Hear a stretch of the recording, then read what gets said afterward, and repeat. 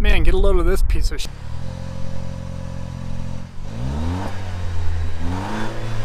So I would not spend this much money for it. What I would do, what I would consider truly, is buying a 1958 edition.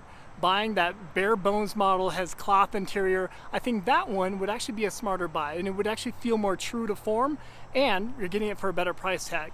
Yeah, Toyota did a good job at least paying homage to having that silhouette, that side profile that's very iconic for the Land Cruiser. So I think they did a good job with that. I think for a lot of true Toyota enthusiasts, this will be a tough pill to swallow. But we do need a change. We need to embrace change to some degree. I try to remind myself of that. I try not to get too stuck in my old ways, but the old ways of Toyota is what I love.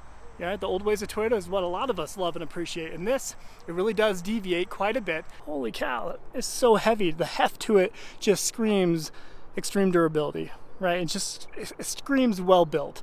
And you want to know why that is, ladies and gentlemen? Right here. This is a huge perk of the Land Cruisers. Hey YouTube, Untamed here. So behind me I have a brand new 2024 Toyota Land Cruiser First Edition. You know the old saying, it's never wise to meet your heroes because they'll often leave you disappointed. That's truly how I feel right now. I'm very excited, but I'm also very nervous to get behind the wheel of this and get a really good feel for it and share it with you guys today. Because I love Land Cruisers. I've owned a number of them, a number of Heritage Editions, 80 Series Collector's Edition. I've had a few, and I love everything that the Land Cruiser stands for. I am just a little nervous that this 4-cylinder hybridized version of it is going to be a big disappointment. I'm nervous for that, but I'm going to try to shoot you straight in this video as we go through all the details. So stick with me. So this one's kind of unique because everyone that I've seen online anyway has been a different color, right? And this one here is just black. And there's kind of a level of appeal to this, if I'm being honest with you. It's kind of sleek. One could argue maybe it all blends in together between the trim pieces, the wheels, the front grille. It all kind of blends together. Perhaps you can make that argument, but I do think it looks pretty sleek, guys. Definitely stealth, undercover, and that's kind of, if you're a Land Cruiser fan, that historically has been the appeal of this vehicle, right? It's just a very low-key, unassuming vehicle, historically very, very reliable, right? And just well-made, well-built. So let's look at the front here. The First Edition comes with these round headlights. You can kind of see the Land Cruiser up top there, right? I like these. I think I actually prefer the round headlights compared to the vertical ones, or the rectangular ones, excuse me. You guys tell me which ones you prefer. Classic Heritage Toyota script across the front, that Heritage grille, I love that. Underneath, one thing that kind of caught my attention is that Toyota skid plate. You see Toyota embossed in it? That kind of caught my attention.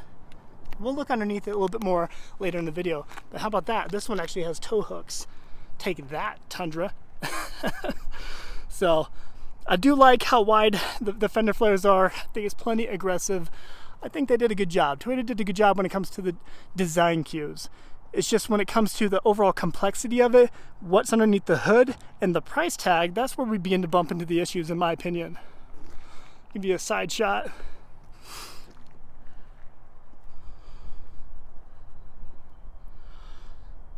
Yeah, Toyota did a good job at least paying homage to having that silhouette, that side profile that's very iconic for the Land Cruiser. So I think they did a good job with that.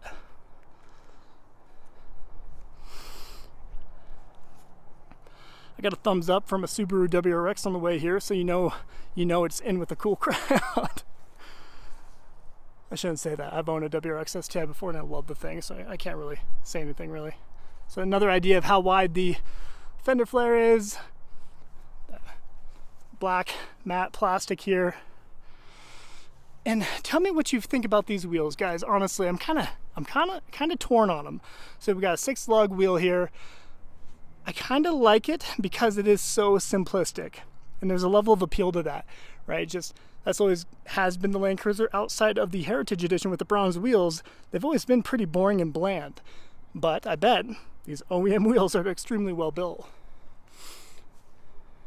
One thing I'll show you too while I'm on the side is this here, rock slider.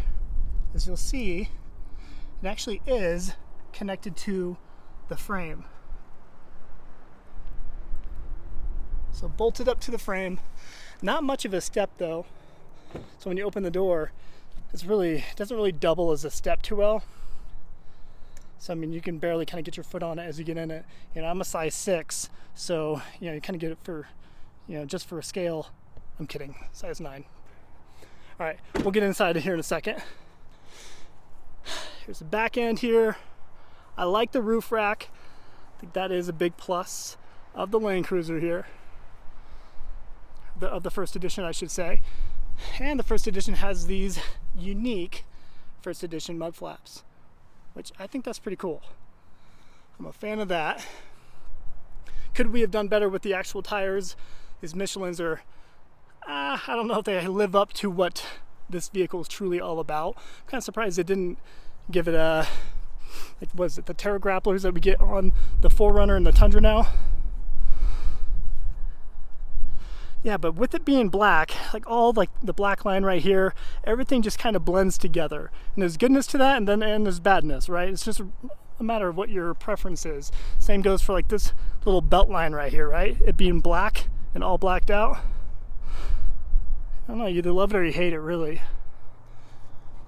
So matte black, hard plastic for the bumper here.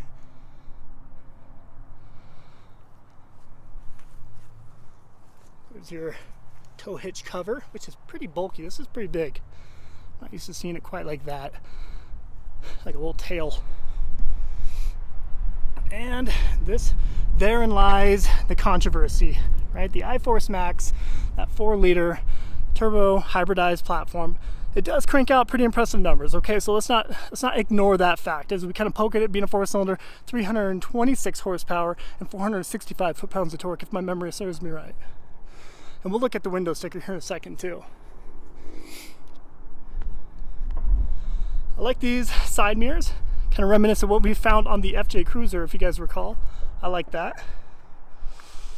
Kind of a look down the hood. You have the two kind of wide bulges on both sides.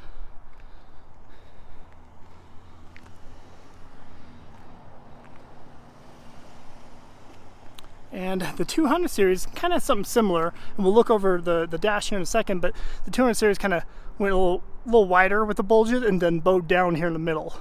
And I always kind of like looking at that from over the dash. One more look at the front. You do have these rigid industry fog lamps that I kind of passed over earlier that go white lighting and amber. No fake venting up front, at least by the looks of it. Everything does have a functional flow through anyway, which is always nice, especially at this price point, guys. Speaking of that, let's peek at that real quick. MSRP is just under $77,000. You know, and I don't know why that hits different to me, because it really shouldn't, right? The 200 series before, you know, the Heritage Edition that I had, the 2021, MSRP on it was $91,000 some change. And that was with the third row. Without the third row for the Heritage Edition, you're looking at $89,000 and some change. So that right there was a main reason why the 200 series was not too successful with sales in the US, right? But 77 grand, kind of give you an idea. Sorry, kind of get more of my reflection than anything here, guys. I'm sorry. But we're looking at 23 miles to the gallon on average. But is that enough? Is that enough for a 4-banger, right? I would rather take 18 miles, 17 miles to the gallon with the 5.7 liter V8 and spend less time in the shop and actually be able to know how to work on the engine. With it being a naturally aspirated platform, it was pretty easier to work on. Not saying it's simple, but easier to work on than a complex hybridized 4-cylinder here with a lot going on. Starting over here, I'll start with the bits I do like, and then I'll start kind of providing you my insight on the things that are not so good on this, I think. So a sea of plastic, okay? So it's up front, you just notice that right when you walk in, a ton of plastic in here. But as you start feeling around, it is soft to the touch. This really is, you can't really tell, but soft to the touch. I kind of like this little design cue here. Looks like a snake or a rope all the way across. I like that. These vents, they look super cheap and they look plasticky, but when you actually feel them and try to move this around, it does feel really sturdy and nice to the touch. Like that it has metal door handles. And again, more of that soft touch leather material all throughout it with your first edition badge here on the door panel. Harder plastic up top here. This is soft right here. More soft right here for your elbow. Of course, your standard window and door lock there. Cup holder there up front. This one does have all weather mats. You got Land Cruiser right there. Hard plastic up and down the side here. Seats are nice. Let me give you a better look here, guys. Seats are nice. Do you have what looks to be maybe silver or maybe even white stitching? So gray stitching down here, white up top on your headrest, kind of a grayish light bronze piping up on the top of the seats. Land Cruiser embossed right there. More soft to the touch leather armrest, center console armrest, which is nice. This here is, sorry, you got to see that. This is a cool box, so reminiscent of the Land Cruisers that we've had before. The Heritage Edition did not come with a cool box. They kind of deleted that for that particular trim. But normally, standardly, they actually do come with this cool box here. There's your button to turn it on, okay? Obviously, car's not on. Okay, trying to think if there's anything else over here on this side. Looks to be 8-way adjustable seats. Got a grab handle over here, which is always nice, as well as the driver's side. That's not always standard nowadays, as well as on your back passengers here. Headroom, I'll give you an idea of that when I get in it. Let's look at the back seat, then we'll hop into the driver's seat there, okay? More of that first edition embossed in the side leather here in the door panel. JBL sound system with your tweeter speakers. And really, guys, I've only driven a couple miles at this point, so I don't really have a full up assessment of it really at this point. Kind of a higher head entry, so because of its overall size, it is a little bit bigger than I actually thought it was going to be on the inside. Feel-wise, still not conducive for a family of, if you got more than 3 kiddos, it just isn't ideal. I got 4, so we need that third row at this point in our lives. But soft to the touch, leather in here, perforated leather all throughout the center of it. Kind of a dark gray black headliner, which is nice. They didn't cheap out and go tan on it or gray. Let me show you here some of your backseat climate controls here, fan speed, temperature, and your charging ports down here. 2 of them there, seat port, okay. So yeah, not bad. Actually, I lied. Let me show you the back, and then we're going to hop into the driver's seat, okay? So the center is right here.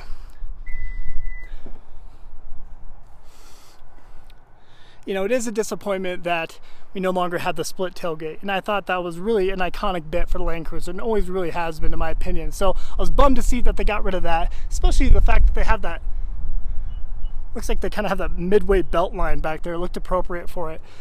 One thing you notice immediately, my first time actually opening it up, was, you know, they got the elevated back here. You know, I've seen plenty of videos that kind of talk through it, but the elevated back is the battery pack underneath the back cargo here. So it does kind of take away a little bit of space from your cargo. Don't love that at all. I do find it wild that we have the cup holders out back, which is maybe great for the overlanding types. You can maybe leverage that to some degree, but obviously it's set up back here to have a third row. Seemingly anyway, right? Grab handles up top and your fans, or not your fans, excuse me, your vents back here. Another little, see again, a little charging, like it's set up for a third row back here. AC 120 volt. What do we got here? I think this might be another mat of some sort. See Land Cruiser right here. A couple tie downs in here. Blah blah blah. You get the hit. You have a handle as you close the hatch, or hit your button right there. All right, let's get down to business, guys. I guess I could have shut that, huh? Alrighty. Let me give you a better view here. So let me talk through the couple things I like. So I do appreciate that this right here, your infotainment screen, isn't just a random afterthought, right? It isn't that iPad that just kind of protrudes up a few inches. So I always appreciate that. I think this is a little wonky. I don't love this. It's tiny. This is your volume control here and your power for it. It's just tiny, just off to the side. Feels like an afterthought. Don't like that.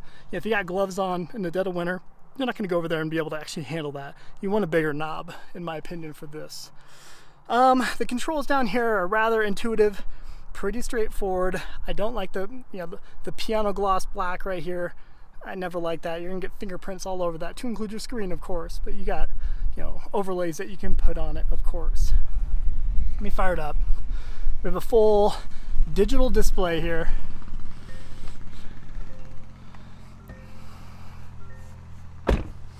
Full digital display. I'm gonna give you a better look here. I'm gonna drive out of the sun and give you a better look. But we'll start here in the center. So this is where the Land Cruiser is supposedly going to shine, right? And I'm not giving it due diligence in this video. I'm not doing it any justice because I'm not actually off-roading it. This isn't my vehicle. I'm not gonna go do that with this one in particular. But this is where it shines, right? You got your center rear diff lock, your center lock, rear diff lock, traction control. This is really cool. Your stability bar disconnect, which is really neat, right? You hit a button, when you actually hit it, you kind of hear it buzzing a little bit. So you hit it, you see it flashing there. I'll give you a better look here at the screen, but you can hear it buzzing actually doing the disconnect. And you hit it again and it will reconnect, as you'd imagine. So your drive modes here, multi-terrain selection, descent or crawl control here, downhill ascent control, I believe, yep, deck. So all the things that we've gotten used to in our Toyotas over the years is right here, right? So it's a little more tech focus, whereas like with the 4Runner, I do appreciate the manual transfer case, putting in the 4 low, 4 high. I like that, and I think a lot of Toyota folks do appreciate that very raw, visceral, tangible feel of their off-road vehicle, their Toyota. This is, you got a lot going on in here, guys. And all the stuff going on in here has bumped the price tag up tremendously. Bumped it up, over 76 grand, nearly 77 for this particular first edition. And that's a lot of money. That's a lot of coin. More of your JBL sound system here, your tweeters, speaker system. When you open this door, that was my first impression, and I did love this. When I opened that door, being a Land Cruiser fan, you really grow to appreciate the heft of the vehicle, and you notice that immediately. If you've ever bought or purchased a 200 series, right when you open that door for that first time, you're like, holy cow, it's so heavy. The heft to it just screams extreme durability, right? It screams well built. And you want to know why that is, ladies and gentlemen? Right here. This is a huge perk of the Land Cruiser. So although I may not love the powertrain here, and there's all the tech maybe isn't for me, I could see this being a huge success, as it should be. It's coming out of Japan. The Japanese take tremendous pride in building the Land Cruiser. This is a flagship SUV, flagship vehicle for them, and it always has been. So they take tremendous pride in there. Look at that. 100% Japan. And this is why I would consider getting one of these at one point. I did turn down a first edition. You guys maybe recall my video from a few months ago, or a few weeks ago, really. At this point, I turned it down mainly because of the price tag, but I can see myself maybe considering this for that reason right there alone, guys. Let me go over here in the shade and give you, so kind of buzzy, right, with that powertrain, just kind of buzzed over here, which isn't too impressive, but yeah, I don't know. I just have a hard time getting used to it. See, you kind of hear it, it buzzes because it turns off the idle, right? The RPMs go to 0 and it just powers down. I just don't love that. It just feels synthetic to me. And I know I maybe need to get on board. I need to get with the times, perhaps, and be open to change a little bit more. But that is something I just need to get used to. So let me know what you guys think of this steering wheel. I love here. Over the airbag, that classic Toyota script looks great. Some of your idea of your controls here. I'm shooting you guys straight. I don't love the fact that this has a ton of nannies, little safety nannies, a ton of them. What your lane keep here, adaptive cruise control, that one doesn't always bother me so much. I'm okay with that.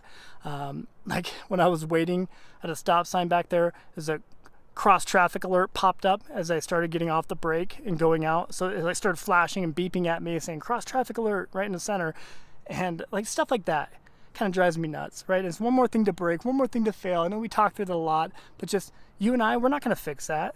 Very few people are going to get in here, get into the electronics and fix that kind of stuff.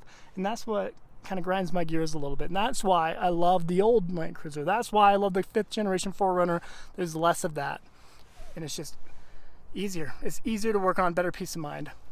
All right, I digress on that. Let's continue looking over here. Got our climate controls. Pretty intuitive though, like I was mentioning. I don't know how I I don't know. I would prefer a knob to adjust the heat, heat and cooling temperature. That I'd appreciate that. I don't know. Maybe you guys tell me what you prefer. Do you like this stuff, little toggle switches, or do you prefer having knobs for that kind of stuff? These are nice. No gripes with the actual air vents themselves. Your tow and haul mode down here. Your mode selection. So when you flip through it, you got sport, normal, and eco mode. You can get some gas in this thing. Your charging ports right here, and your wireless charging tray right there. Works just fine. Had the phone on it earlier. Yeah, 4 high, 4 low.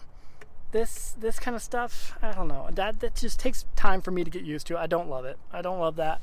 A little more hard plastic up top on the dash. Kind of a rubberized material up here. So this feels a little bit more durable, a little more hefty, stand the test of time a little bit better.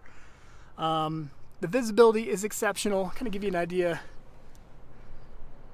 of what we're working with here.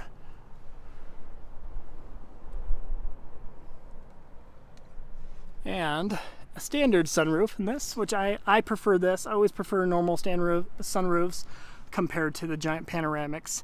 I remember when I bought my first Ford Raptor, the panoramic sunroof had like an issue with it, like a recall item. So many of them are leaking and had rails made out of plastics that needed fixing. So I'm kind of traumatized by that. But yeah, guys, I mean, that kind of sums up the interior. I'm sorry, I've kind of already made this a long video. I want to give you an idea of what it's like driving this thing around a little bit. Okay, thank you to Kevin, general manager at Toyota, for giving me the opportunity. He texted me on this. He was like, hey, I got one of these coming in, and it's going to be my personal vehicle. You're welcome to take it out and get a good feel for it. So thank you, Kevin, again. Has that transformer sound of it kind of buzzing a little bit. And that's the part it just takes getting used to. So yeah, you get that 465 foot-pounds of torque immediately when you step on that. The things that I've always loved about Land Cruisers of the past is just how planted they are and the level of peace of mind they give you, right? And part of it is the sturdiness of it. And this being built in Japan gives me a little bit more confidence. You definitely feel the similarities to the 200 series. You feel the excellent visibility all throughout. The heft of the doors, like I mentioned. It does feel planted. A little bit more wind noise, I did realize, and maybe I'll be able to demonstrate that. It goes through the gears pretty quick, and I think that allows you to, I think that kind of adds to the quickness, the feel to it, because it's constantly just vroom, vroom, vroom, vroom, kind of shifting the entire time. That's the rub with me. We downsized the motor tremendously, made it super complex. A lot more plastic in here compared to the 200 series Land Cruiser of the past. The 200 series felt a little bit more sturdy on the inside, less flimsy. You got flimsy pieces here. There's just a lot of plastic going on down here. So you just can't help but feel like they did downgrade quality to some degree. And the 200 series, sorry I keep making so many connections to it, but the 200 series in particular, I remember thinking like, how in the world is that worth 90 grand? Why is that $90,000? I remember thinking that, even on my way to go buy it. I remember I bought one on my birthday, back in 2020. I remember on my way out there to buy it, I was just like, I don't know about this. Like, I know it's an iconic nameplate. It was my first one I was buying. And I know I probably won't regret it. Everybody speaks so highly of them, but it's so boring, right? It's so boring, and I just didn't understand the appeal. And then I sat in it, and I was like, wow, this feels premium. This feels exceptional. This feels like $90,000. All the parts and pieces, the metal, the finishes, everything felt premium. And then I drove it. And if you know, you know. If you've driven a 200 series Land Cruiser, you know. Like you pick up on it. You drive it for that first time. It's so planted. It just feels exceptional. It is unlike anything I've ever owned or ever driven. And I can honestly tell you that, guys. I've owned a lot of vehicles. You know, if you follow my channel, I've owned a lot. There's a lot of vehicles I like and I really enjoy, but nothing has compared to the 200 series when it comes to just overall feel. It feels like you're driving a bank vault. I know it's kind of a cliche thing to say about it, but it truly does feel like you're driving a bank vault. And again, unmatched peace of mind. I can go on and on about that 200 series. Whereas this is nice. I don't think anybody, let me focus on driving right here. I don't think anybody who would buy this would ever complain about it. You know, especially now everything's expensive. It's not just Toyota. I obviously poke at Toyota the most because that's the brand I actually really care about. But everything has gotten wildly overpriced. And this is no exception, right? 77 grand. Let's put a couple gallons in this here. Sorry, you have to be subscribed to Connected Services to use navigation feature. To learn more about what you can ask me, please say help. Huh. Interesting.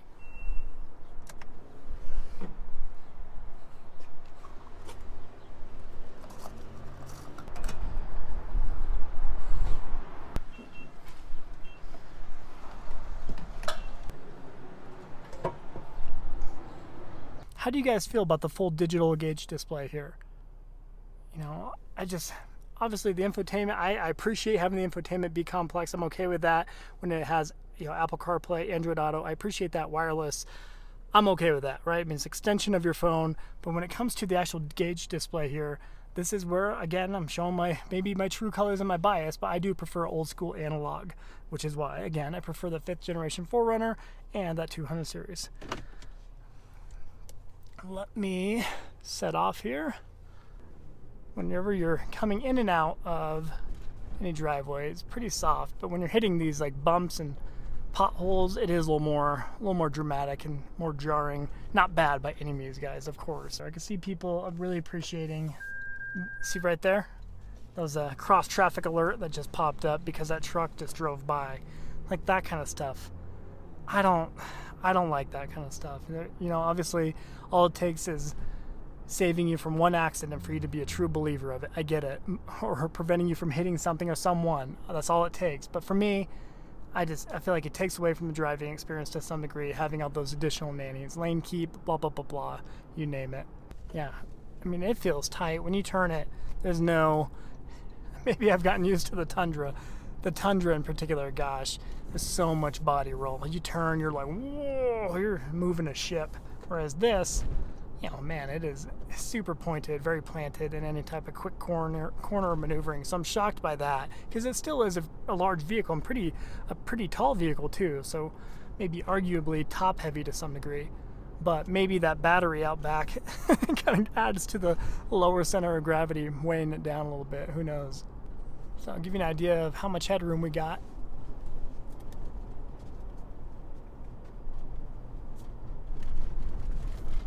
So a little bit more with the sunroof, of course.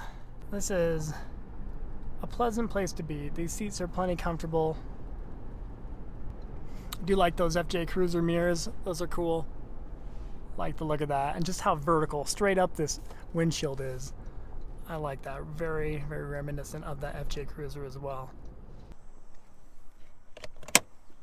All right, let's see if we can do this with one hand. And we can. So we've got a manual hood strut here. All right, let's look underneath the hood. We have that 2.4 liter 4-cylinder turbocharged platform, hybridized, right? So we got the iForce Max version in here. A tiny little engine, a lot going on, a lot of wires, a lot of tubage, a lot of things going on in here. I think to the modern mechanic, when they look at this, they probably just will roll their eyes a little bit, unfortunately. A lot more complexity to this compared to a naturally aspirated platform. There's no debating that, guys, okay? And it's just a lot more to diagnose, a lot more issues could go wrong with this at the end of the day. I mean, that's a turbocharged platform alone, not to mention the hybridized platform, the battery connection, right? There's a lot going on. It's enough to kind of give you a little bit of a headache, but there is no denying the exceptional numbers here. We are looking at 326 horsepower and 465 foot-pounds of torque. That is incredible. That is incredible coming from a tiny little 2.4 liter 4-cylinder engine. That is pretty remarkable. So there's no denying that part. But to me, as I look at that, I don't know. It doesn't give me a whole lot of peace of mind and longevity, guys. You know, what is going to happen as those batteries start to degrade, right? So we're just so far out, still so new for us to like really have a solid feel for this platform. Obviously, turbocharged 4-cylinder hybridized technology is not new to Toyota, to be fair, but you know, batteries do go out. They start to fail over time, and then that is a huge expense to swap that out.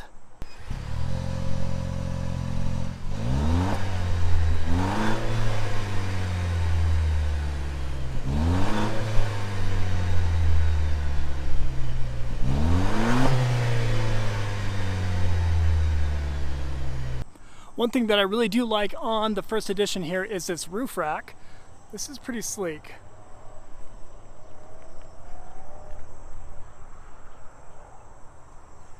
It does look pretty good. Let me pop up there and give you a better look at it. Some crossbars.